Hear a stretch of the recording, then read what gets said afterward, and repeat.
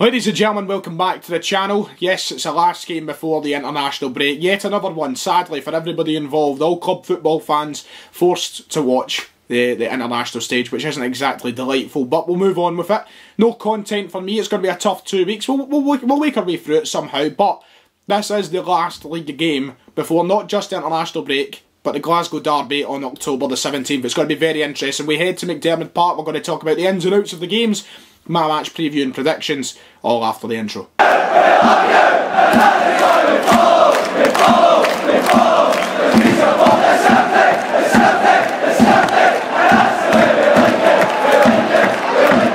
Right then, Celtic come into this game off the back of making the Europa League group stages. Of course, my reaction to that was posted live yesterday. Thank you to everybody who joined in the live stream. If you do want to see my reactions initially to the group stages, feel free to go back and watch that video. I think it's about 38 minutes in when the draw begins, and then I give my overall reaction as the group goes on and we find out who we get. A tough one for Celtic, but I do firmly believe we'll go through, but we'll talk about that at a later date. It could be one of the videos we do during the international break. But that was, of course, off the back of a 1-0 win away from home in Sarajevo on Thursday night, which takes us nicely into this game, where I imagine Neil Lennon will want to rotate the squad a little bit and give people some chances, considering the amount of games we've played up until this point, and now an international break coming up. Near Beaton sadly went off on Thursday night. I was hoping he would keep his place in the team heading in for the next few games and potentially in that Glasgow Derby match against Rangers, but now that he was stretchered off the park on Thursday, that looks unlikely. Still to hear a bigger update on it, but he won't be playing against St Johnstone on Sunday, or tomorrow I should say. So,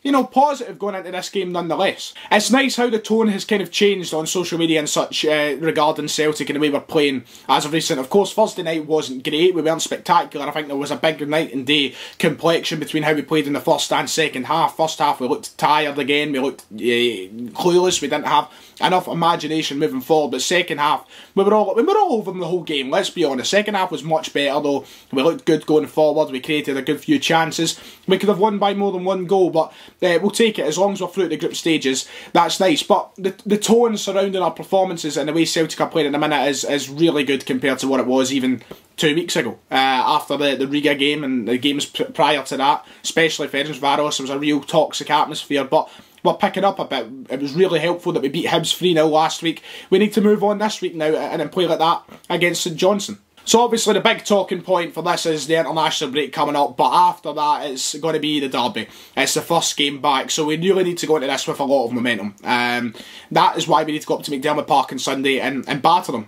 Just do what we've done to Hibs last weekend, get goals, be aggressive from the start, attack the game, and just be ruthless. Don't give away any slack chances, and take our chances. Of course, we're in a situation we find ourselves with no Albion Ayeti, which is a shame, but Edouard was back in the score sheet on Thursday night. He's got El Yunusi beside him, who's scored in the last couple of games as well, before the Sarajevo match. So, you know what, we know how to score goals. We're doing well at the minute, and we just need to translate that over into this game on Sunday. Now, so St Johnstone's a good chance for Neil Lennon to experiment with a more clinical side. I'd like to see people like David Turnbull come in, because I think Ryan Christie, for as good as he is at points, and I was a big critic of his performance on Thursday night. I wasn't a big fan. It seemed like he split a lot of the Celtic support. A lot of people liked his performance, a lot of people didn't, and I was on the side of didn't. I think he's far too wasteful at the minute, and wasteful is not what we need against Rangers. We need to take chances. Ryan Christie's shooting from 25 yards out and putting it into Rosed or out to a corner kicker or whatever.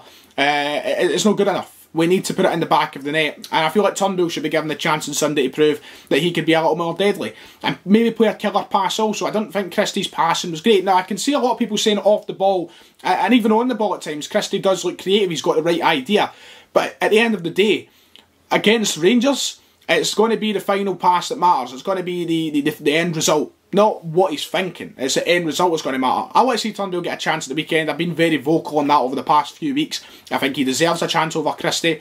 And even someone like Olivier Cham, I think he deserves a chance over Christie at the minute. I just feel like he's too wasteful. And for a team that I'm saying needs to be ruthless and score goals, at the minute, Christie's not really doing that. So on to the opposition then. We are taking on St Johnstone, of course, a team who have had quite a dire start to the season. It's not been great. Callum Davidson coming in with a project to kind of turn things around from what Tommy Wright's been doing there for the last decade. Tommy Wright was a great manager, great servant, but a new vision at the club, a new beginning. It's not quite begun the way we'd want it to. It's been flat, it's been sloppy. They've not really set the world alight. They've not been notable at any point. I don't feel like there's any sort of moments from performances this season in St Johnstone's part that you can pick out moments of brilliance or things that we're going to look back on at the end of the season. They've been really one of the flatter sides. You know, you get someone like St Mirren, who, for as bad as they've been recently, they're bottom of the table, and maybe some tactical unawareness from the manager.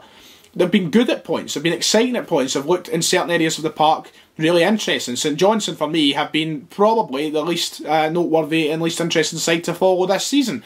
So Celtic should be going into this game, realistically, with no problems whatsoever. In our last 8 games against St Johnstone, we have won every single one of them. We've not dropped a single point or lost in the Cup either. Of course, the last time we played St Johnstone, I believe, was in the Cup. Was it the League Cup game? I remember there was 2 quick visits to McDiarmid Park just before the football was called off. It was actually, I think, the day the first case in Scotland of coronavirus was confirmed was when we were playing St Johnstone. I believe it was a cup game up at McDiarmid Park. And we've no bothered. We've not been in any issues at all every time we've went there. The league visit we went there, we were up 3-0 within, 20 minutes of the game. We saw it out well. Defensively, we were solid. And of course, it's not an easy pitch to play on. It's a lot more compact than what we're used to, the same as every away ground we visit to. But I feel like with the way St Johnstone are playing at the minute and the way Callum Davidson's find himself under pressure, there really should not be any issues with this game. With only 2 wins, 6 losses this season and a draw in between, St Johnstone are going to be eager to do something. They need to get some form of positivity, and they will try and take the game to us at points. Yes, we will be used to seeing that 10 men behind the ball, Celtic struggling to break it down. I think with the 3-5-2 at McDiarmid Park, though, we've seen it before, we'll manage to do it a lot better than what we normally would.